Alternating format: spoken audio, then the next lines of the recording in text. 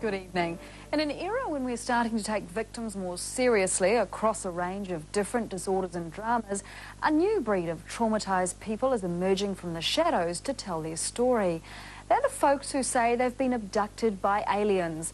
Once simply ridiculed or written up in lurid details in the tabloid press, people who say they've had alien encounters are highly organised into support groups which attract a steady flow of new recruits. In Auckland, a recent meeting of one such group attracted 500 people, 80% of whom acknowledged some kind of experience allegedly related to aliens or UFOs. Alien watchers say interest in the extraterrestrial realm has never been higher.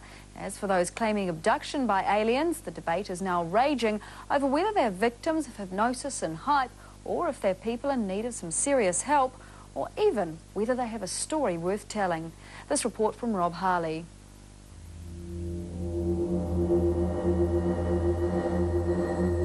I can sometimes remember being taken out, either through the window, through the wall, up through the ceiling. But I don't actually know how. I have no recollection of how I actually get where I'm going. So I don't know if I'm in a ship or where I am, but I know that I'm on a slab and it's cold.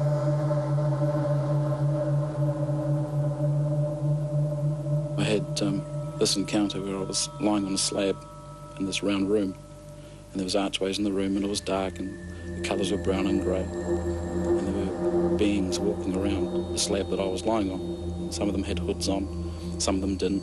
Most of them had the egg-shaped heads with the big eyes, and there were a few blue monsters there too. These are, without doubt, among the most bizarre tales you'll ever hear. The scary part is that people so ordinary and unremarkable believe that while the rest of us sleep peacefully and unmolested, they are abducted, probed, impregnated and reprogrammed by aliens. It came from there down to here in absolutely zero time. It started there, finished here, and there was like a white line of light coming up behind it till it was right here. My heart was in my throat. I was torn between fear and curiosity to the largest possible proportions you can imagine. Tonight we ask, is there any logical explanation for what these people swear they have experienced? And we analyse the human appetite for things extraterrestrial. 21 miles northeast of Christchurch, we made what for me was the first sighting. It was a large light off to the starboard bow of the Argosy. There is something about a UFO that excites public fascination. The Television One Network News with Dougal Stevenson. There's been another sighting of what may be a UFO over the Kaikoura coast. Give people a sniff of something that might just be a real encounter, and our imaginations run riot. It gets us searching the skies like we did over Kaikoura in 1979. Yeah. I think it took off like a rocket because I could hardly keep up with it. There was definitely something there. It was in no way a star, an aeroplane, or anything which I could explain. The irony is that as science has marched on and taught many of us to be more sceptical about the claims of what's out there, we continue to be entranced with the possibility that aliens have conquered the expanses of space and have made contact.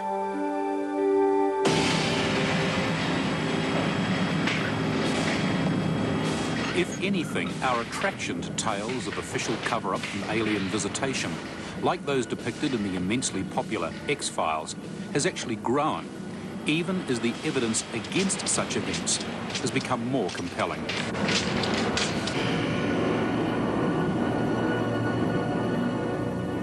No matter how preposterous the images, the polls tell us people have a wide margin of credibility for the notion that we're not alone.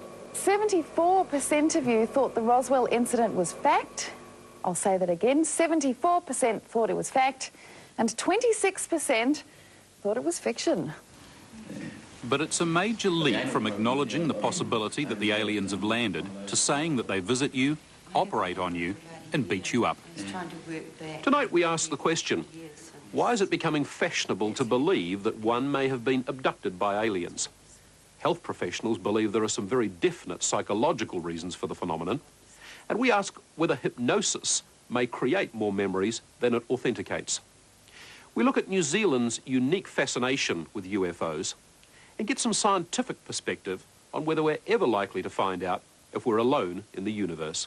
And there was a light shining from it, and as it went into my head, it sort of had like finger things, and it sort of spread out inside. Iris Catt is a South Auckland mother of three. I don't know what they did. She's sharing her latest tale of abduction and a visit to an alien operating theatre. Yeah, there was no fear attached really, and no pain experienced at the time, which is, you know, which is really quite good, because I don't really need to know about that anyway. And yeah, but as I say, it's still quite tender on the top of my head. This is an abductees support group. Their fortnightly meetings sometimes feature experiences which the participants find hard to relate. I just knew that they were around. I thought, oh, you know, they're here again. But it's more inside me. It's like that, vibrating inside, like everything's just shaking. There was an understanding here tonight. Deneen shares something others believe they've been through at the hands of extraterrestrials.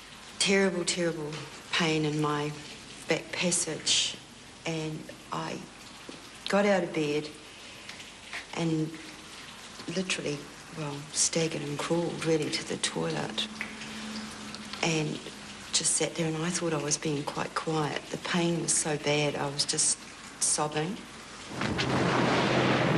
So while the rest of us watch the X-Files and enjoy the hour of sheer fantasy or terror, the abductees nod knowingly and see reflections of their own nighttime excursions. There was one I'd never seen before. He looked like a small grey, and he had a crested head. He had a central crest and two down either side. I'd never seen that one before. So I was wondering if anyone else had. The small greys Robert refers to are part of this group's regular conversation. They're a familiar type of nocturnal visitor. You talked about a small grey, for example. I mean, that's a common thing? Basically. Yeah, that's because they're small and grey. The ones that most people see that when they're relaying abduction experiences is the greys. You know, they're between 3 and 4 foot tall. There are taller ones. There are tall ones, yeah. But generally the short ones. There's such a range of contact going on. I mean, my own contact experiences have included blue light beings, beings that don't have a physical form, they're just there as light. Beings which are, as has been described, with the large eyes. The others which are very tiny, I mean very tiny, like this small off the ground. Others enormous, about the height of 2 trees, I've seen in Helensville. This is a group of people apparently unmoved by the kind of predictable hilarity and ridicule that their stories evoke. Snicker at them, crack the jokes about little green men and aliens stole my baby, even point out there doesn't appear to be a skerrick of real scientific evidence to back up any of these astonishing tales. That just makes the abductees more determined. I didn't want this in my life, you know. I wanted it not to be there, to go away. And I think that's what a lot of these experts and debunkers don't really understand, is that, you know, initially for most of us, we'd rather it wasn't happening. You know, it's not nice. Yeah, well, something... Later in this program, we'll hear in more detail from some of those who claim to have been abducted by aliens. But first, the context. There's something about space and what might be out there that taps into our deepest wonders and fears. Get away from her, you bitch! Whether it's the kind of alien that terrorised Sigourney Weaver, or the type that Mulder and Scully chance upon in the X-Files, this is fertile ground for storytellers. The subject is not human. You know what this could mean? It's almost too big to even comprehend. You don't honestly believe this is some kind of an extraterrestrial? It's little wonder that the generation raised on these stories turned on in droves when the alleged alien autopsy was screened last month. They're not alien creatures as far as he's concerned. He just calls the creatures freaks all the time. He says they've got no reason to be here, and he says he doesn't know what they are. So the skeptic's view is that while our collective consciousness feeds on the fantasy and the pseudoscience, and tales of high-level cover-up grow ever more lurid, some people are bound to start seeing aliens under their beds. I think what it does show us is just how productive the human mind is, and given a suggestible context, people can imagine all sorts of things and have experiences that to them are extraordinary. We can't discount that, but the little green men didn't do it. A problem for those pushing the line that it's all madness is the emergence of a new high priest in the abduction movement. He's an academic embarrassment, really. Pulitzer Prize-winning author John Mack, who just happens to also be a Harvard professor. Mack's new book, Abductions, has the learned professor swallowing and analysing the stories of more than a dozen abductees who he's convinced are telling the truth. Mack's book has been launched upon a public already well primed by a recent poll which found that 4 million Americans lay claim to having had some alien abduction-related experience, such as seeing lights or missing time. Small scar here. Add to that the marks that these people say have been left on them, including bruises that mysteriously appear after a torrid night with the small greys, and there's a heady concoction brewing. When you go to bed with no bruises and you wake up with bruises, and you've actually got, you know, you haven't thrown yourself out of bed and you haven't, you know, and I mean, I sleep in my bed alone, so it's not like anyone else is going to bang me or grab me. A neat and convenient explanation for all of these astonishing nighttime encounters would seem to be these people who lay claim to such experiences are all pretty much nuts in the same way. But that may not necessarily be so. Psychologists increasingly are of the view that it's possible to believe all sorts of weird, mind-bending things and still function as a normal human being. Instead, in the psychological journals, quite rational explanations are being put forward as to why a whole bunch of people may think they've been abducted by aliens. Next, you'll hear actual abduction accounts from New Zealanders, and we'll ask why in the world anyone would give credence to the stories. 500 people turned up one night in a school hall in suburban Auckland to hear tales of alien abduction and UFO encounters. I felt this incredible panic and wanting to scream out, and I just couldn't move or do anything. This gathering seemed to tap a wellspring. Ever since that meeting, people have been coming out of the abduction closet to say, "Me too." To meet her in the supermarket, Iris Catt seems unremarkable. She has 3 children. She's separated and holds down a responsible job in a hospital. But for most of her life, ever since she was 6 years old, Iris has been having nighttime experiences involving aliens. Among the most vivid, she says, the removal of a fetus when she was several weeks pregnant. There were beings around the table, and they inserted, which was like a cylinder in my vagina, and it was extremely painful. And when it was over, they showed it to me, and there was a fetus in this, and they basically said that this was mine, but it was theirs, and they took it. What's more, says Iris, after that experience, she wasn't pregnant any longer. And there's more. And I'm assuming it's a ship because I've never seen it from the outside. They have, on where they take you, they have a place that I call the nursery. And you go, they take you there, and there are a lot of babies there, at different ages, and they actually, and I'm never there alone, there's always other human people there, and they get you to pick them up and hold them. Iris, left to her own bizarre experiences, may well have concluded she was uniquely and utterly insane. But what has strengthened her resolve and tended to solidify her beliefs are her newfound friends at ETA. So I was on a slab, I wasn't on a chair. No, She's discovered a soulmate in Sid Rapata. Sid doesn't think Iris is mad because he says he too is a regular abductee. There's 2 ways. I can either physically leave the planet, or they can be in my room. Can they walk through walls? Oh, yeah. They've done that several times. Sid, like Iris, is a pretty regular person. He's a supermarket produce manager in a stable relationship. Sure, he likes Star Trek, but then so do lots of us. What makes Sid different, however, is that he believes aliens have taken his semen and used it to create hybrid beings. They're still taking semen samples. They're still using the anal probes. Why? I'm not sure. The semen samples, I know, is for cross-production, reproduction. But I've never been able to figure out the anal probes. Never. I don't think I ever will in this lifetime. The stories of assaults and probes are legion among the folks who claim abduction experiences. It's frequently been suggested in recent years that abductees may be adults trying desperately hard to rationalise terrifying childhood trauma. Deneen Evans, you may recall, reports occasional but horrifying alien encounters which feature severe pain.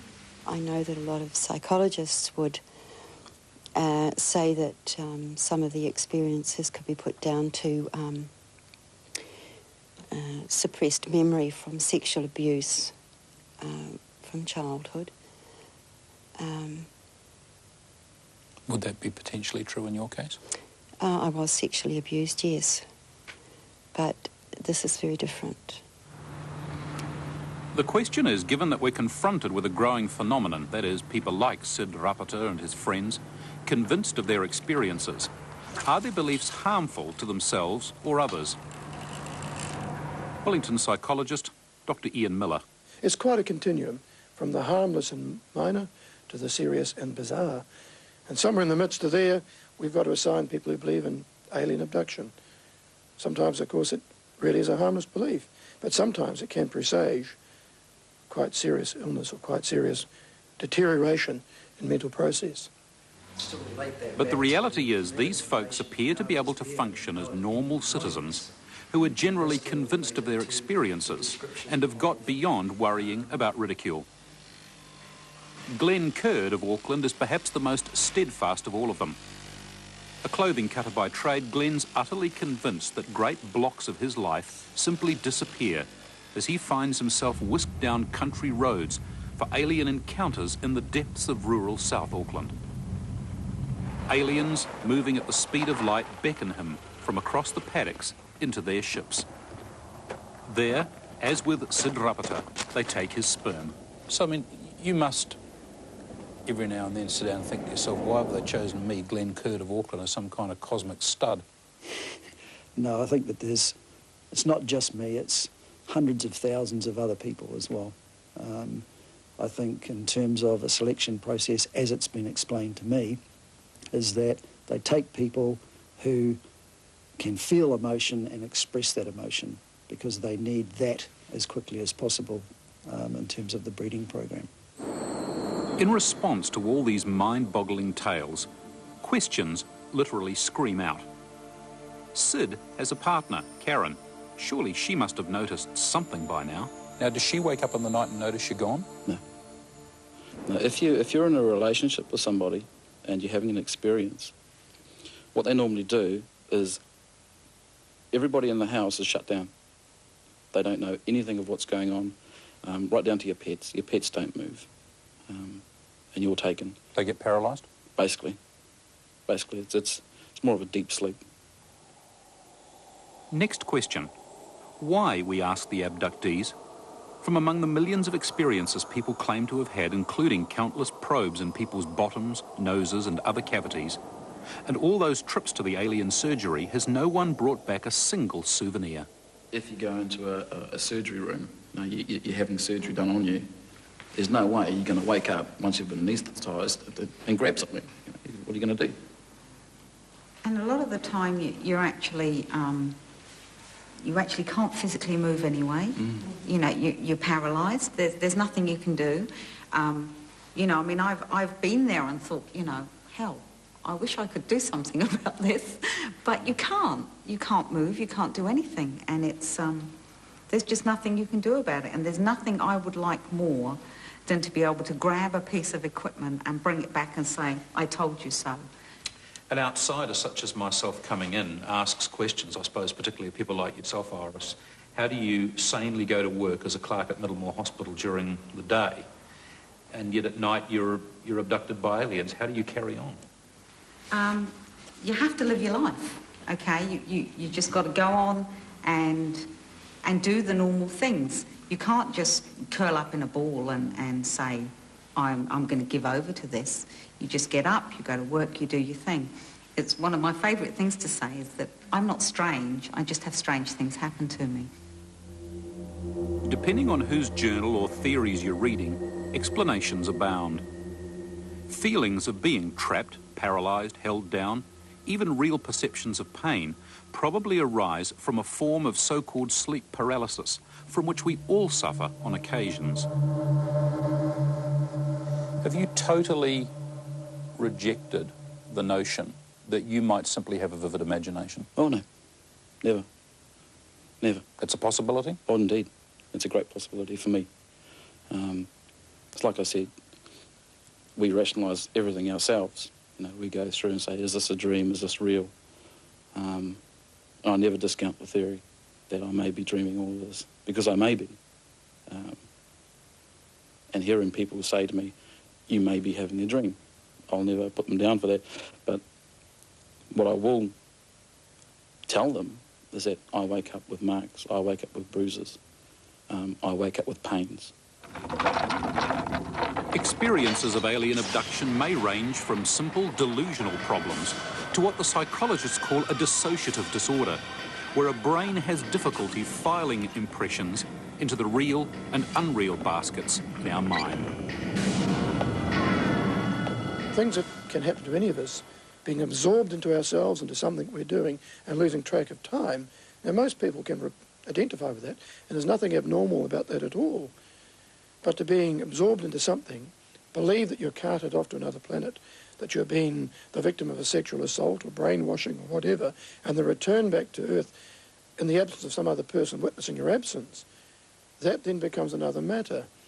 You may be a lot older than you were at 3, or you might be a teenager or whatever, but go to the most disturbing one that you experience. What most worries some psychologists is that hypnosis, as Iris is about to undergo to try to recover memories of abduction, may do more harm than good. Do you know where you're going? It's where they always take me. Yes. Which is where? To the room. Same room that you've always been in. What do they do to you there? Awful things. Like what? Awful things.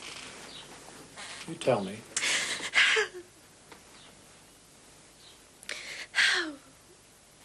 They always hurt you. Yes. It wouldn't be so bad if they didn't hurt you. Mm-hmm. They poke you with their fingers. Oh.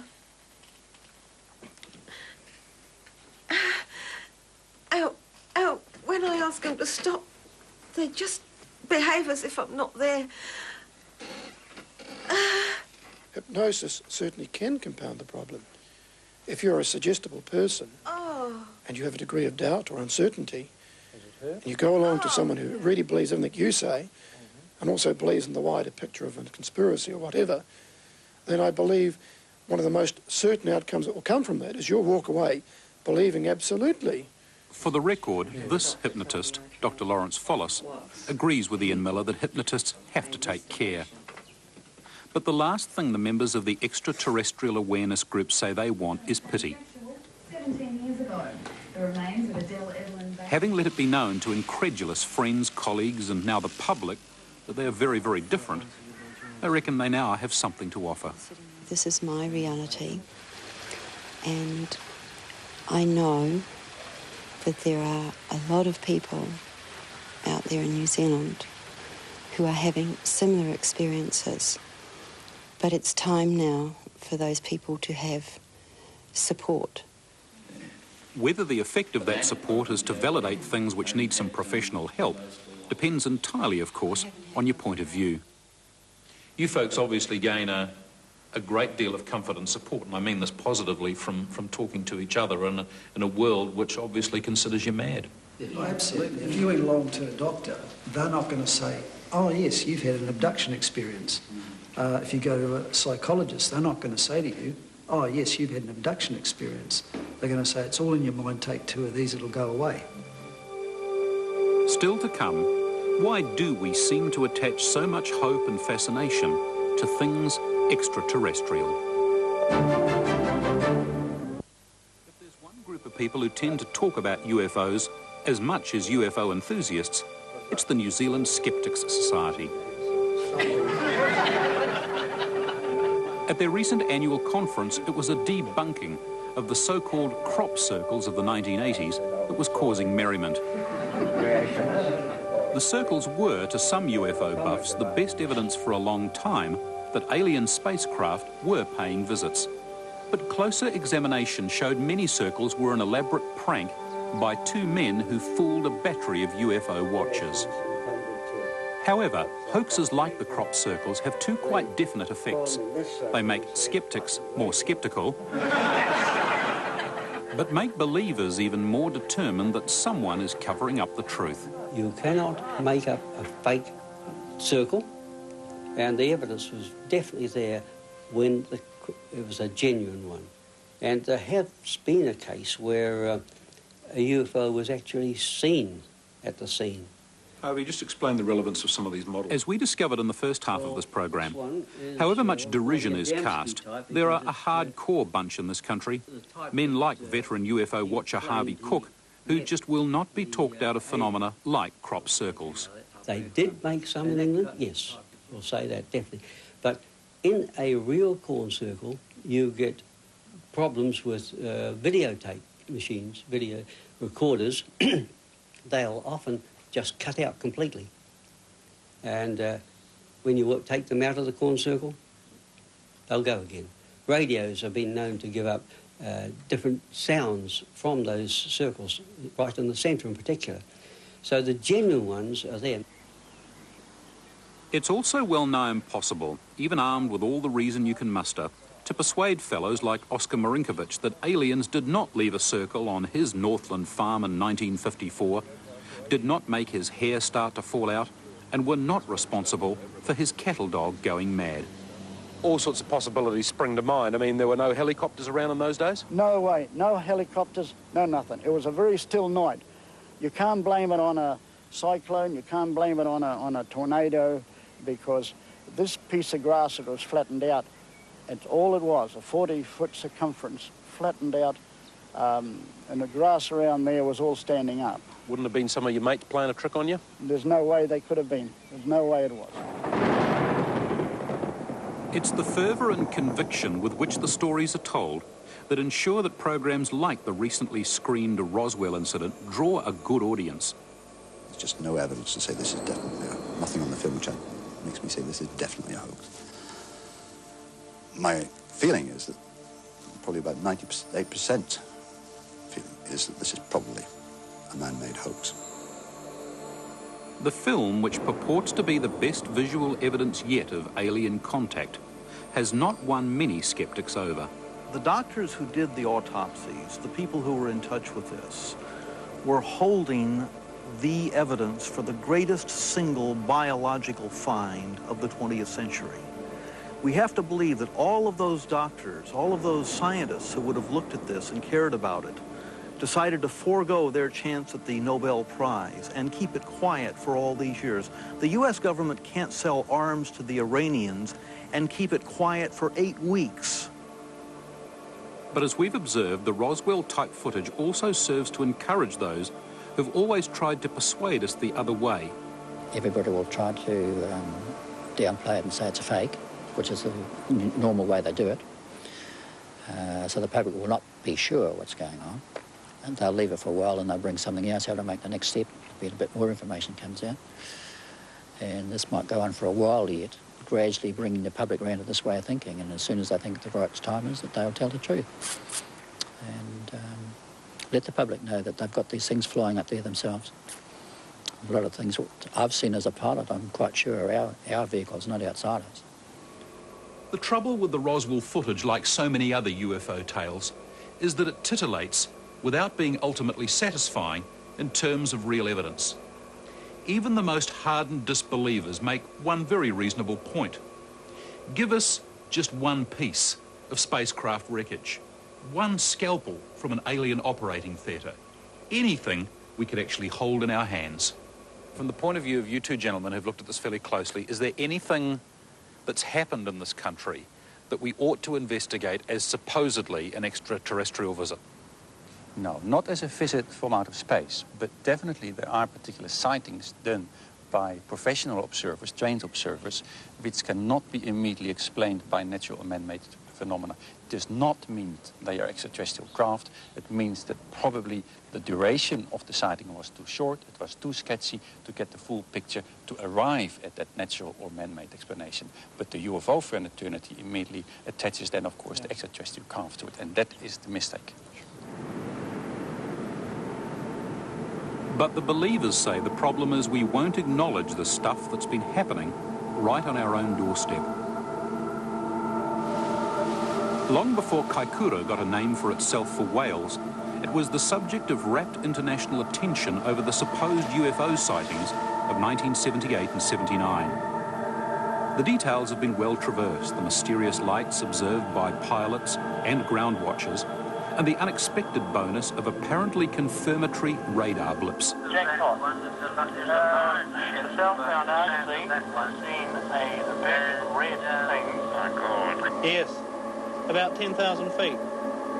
Yeah, 2,000 feet above him. Yeah, we can see it too on radar. It was in the minds of many New Zealanders a season of wondering for the very first time whether something very special was about to happen. Even the Air Force went up for a look. At the height of the frenzy, an entire evening TV news bulletin was devoted to the breaking story. I must admit that I suddenly saw it before me and I thought, well, this is it.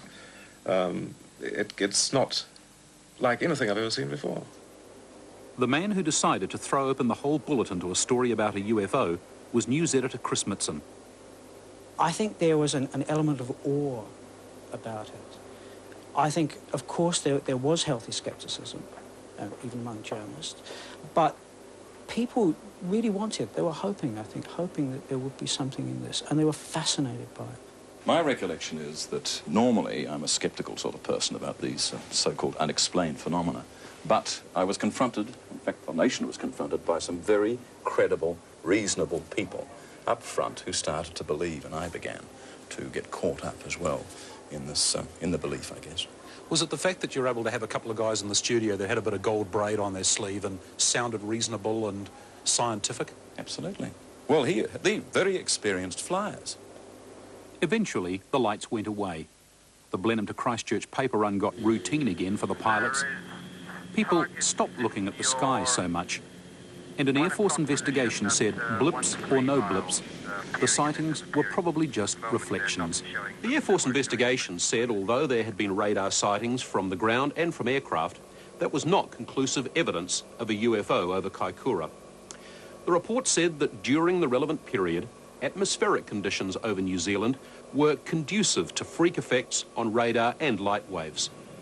The inquiry also found that for some time the Wellington Air Traffic Control radar had been giving spurious returns from the east coast of the South Island. Far pastures are greener and more remote UFO sightings look better. I know of at least one American book on the subject that says worldwide the best UFO sighting we know about is the Kaikoura sighting in New Zealand. Of course, we're close to it. We know how fallible that sighting was. When you have partial facts, these things always look much better than they look close up. However, if nothing else, the Kaikoura lights, whatever they were, peeled back our national psyche for a glimpse of what Chris Mitson maintains is a telling truth about ourselves. Deep down within every thinking human being, there is a fear of being alone. That manifests itself traditionally through religion, and I think that in all cultures this transcends the normal feelings of skepticism that people have. The idea that, yes, there is something out there, there's something that we can be a part of. send forth now. In the final part of this report, UFOs as a religious ritual. And we ask, if there is intelligent life beyond our little corner of the universe, what are our realistic chances of making contact? Saturday, we go deep into the backcountry. Pure, vibrant, living white lights. It's Sunday morning at the Etheria Society in Glenfield, and it's a big day on the church calendar. The Reverend Frank McManus has informed the people that tomorrow marks the start of what's known as a spiritual push. A spaceship 4 kilometres in length full of friendly aliens will go into orbit around the Earth. It's time to get ready.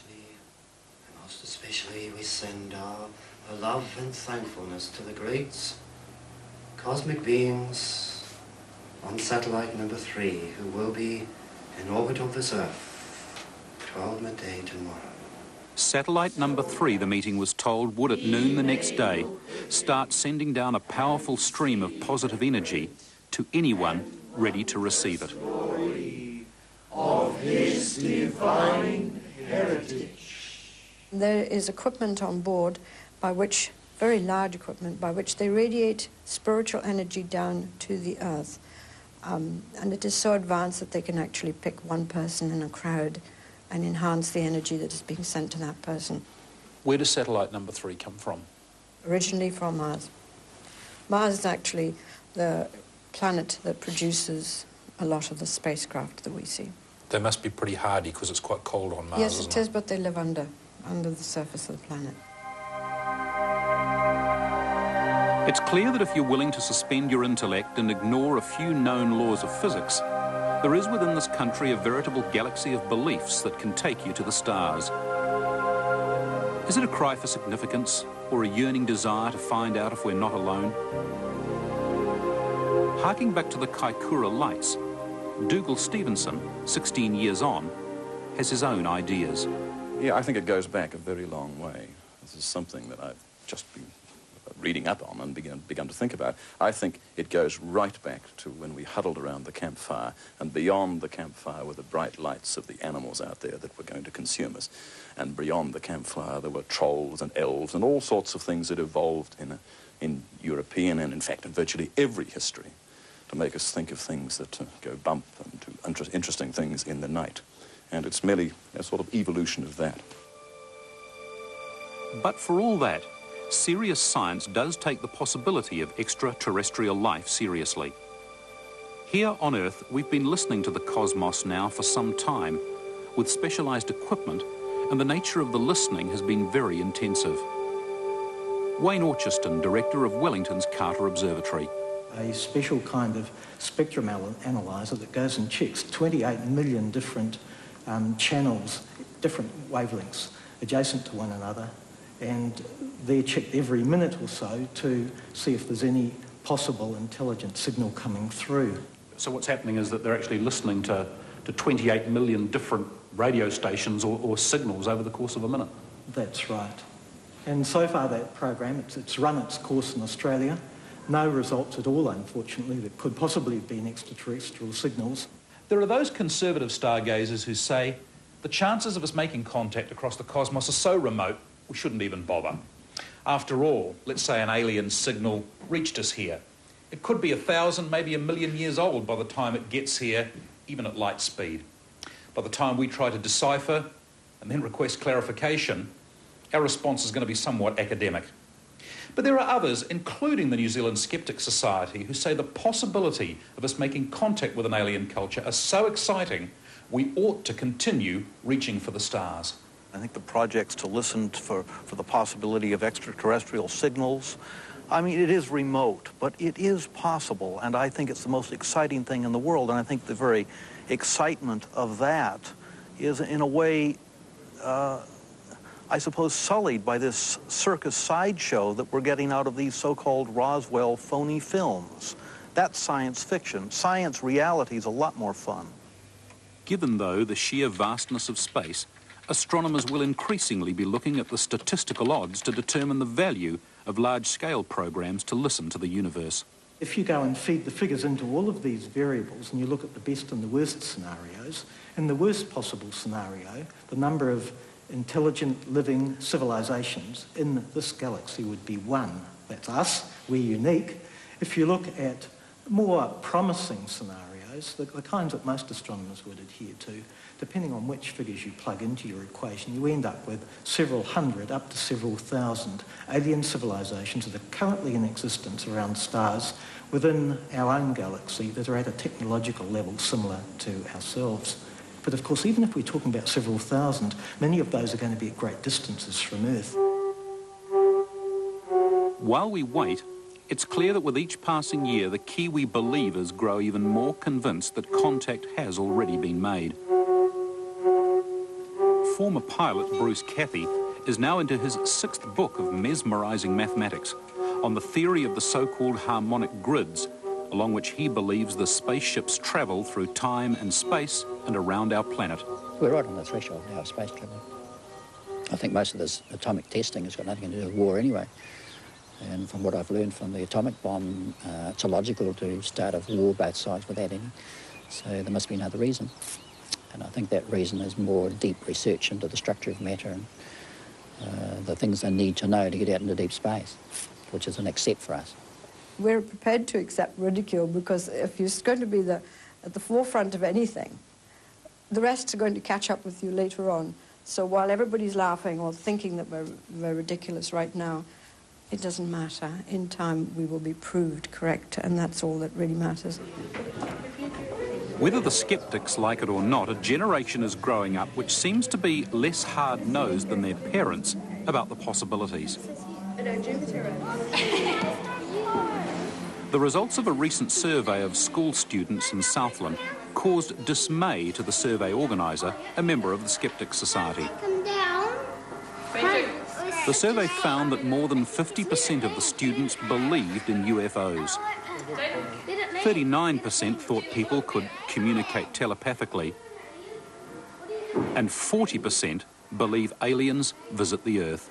For most people, it breaks out of the realms of normality, rattles their cage, upsets them, as it did me when I first realised what was going on. And I've spoken to people who say, yeah, I've seen them there, but I just don't want to know about it. And they'd rather just carry on with their normal life and not investigate it and just accept that it happens and not take the lid off that box to take a look at it. I'd rather confront it, for me. So you don't entertain the notion that one day you're just going to wake up to the realisation, I dreamed all this up? Absolutely not. You're quite convinced of that? Absolutely. For the rest of us, the advice, even in the face of the most daunting evidence to the contrary, is to keep alive our age-old ability to wonder. Even among healthy skeptics, I would defy anybody with any imagination to walk along a beach, and all New Zealanders have their favourite beaches, look up at the sky at night and think, oh yeah, we're alone. You can't do that.